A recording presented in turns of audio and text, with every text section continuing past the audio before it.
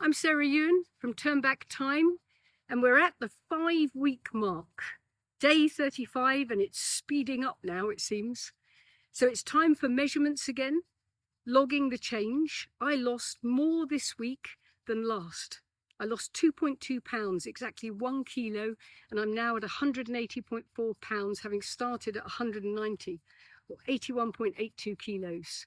My chest, hips and waist are all down, only by a nominal amount, either a 1/4 of an inch or a 1/2 an inch, but all down. Oh, and the right thigh. Also, there's 1/2 an inch gone from my bingo wings. Cue a fanfare, I think. My calves have also lost a 1/4 of an inch each. So there's a little bit less of me all round, literally all round. So positive. So as we have to do every week, I plugged my numbers into the template on the website to see how much body fat percentage I now have. Fingers, toes, paws crossed. So I did the sums and then saw the new number of 25.93, 25% body fat. I started at 35%. But then I took a second look and realised it was just a few points under 26, really. But there's a 25 in it, at least. At the 4-week mark, it was 27.13 body fat percentage. It sounds so much more. We know that the average is 23%. Well, I thought it was. Now it seems they may have moved the goalposts to 22.5%. But hey, I'll get there. I'm closer and closer every week.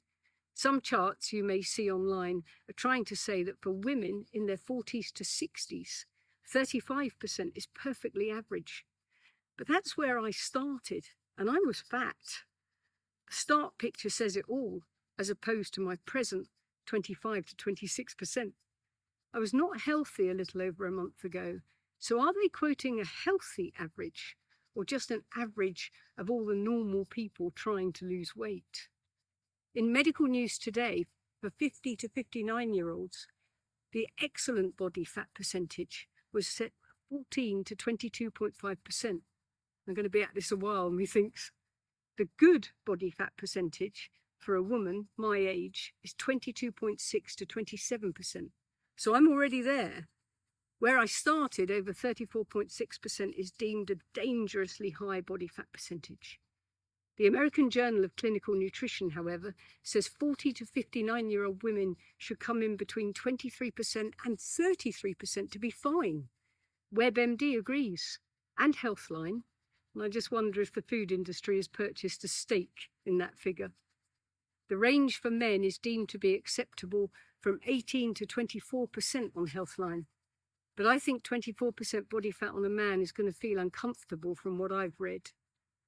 As it starts to fall off, you can just see that you're healthier. Medicine Net did a survey and said that the most attractive body fat percentage for a woman was 20 to 23%, and a few percentages below that for a man. PubMed believe it takes 5 months to lose 5% body fat. But this eating plan is proving that's completely wrong. I've done that in a month, more. A few people have said to me, I don't need to do this diet as I'm underweight, not overweight.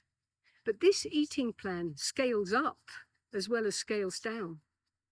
People who are underweight are likely to be protein deficient.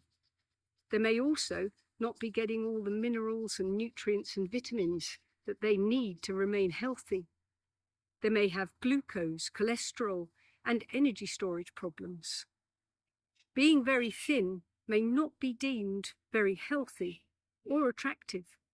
So building your body up to the right body fat percentage with only the healthiest whole foods can improve the body composition of an underweight person enormously.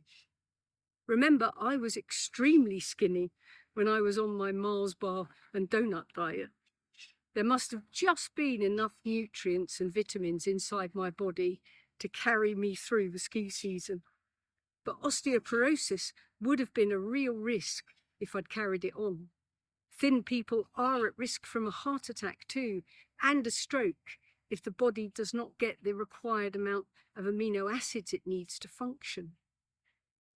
The final part of the template calculations for me, for today, was to find out how much I now need to eat. It's gone up by just a smidgen to 11.45 blocks. Even though I'm exercising every day, doing a sort of aerobics, I think it's aerobics, I don't think it's strenuous enough to mirror weight training or sports participation. So I'm going to stick to dividing my protein blocks by 0.6. That's enough. I can't eat any more than that anyway, or I'll have to be getting up at dawn just to be able to fit it all in. So let's see what the next week brings. Keep at it. See you tomorrow.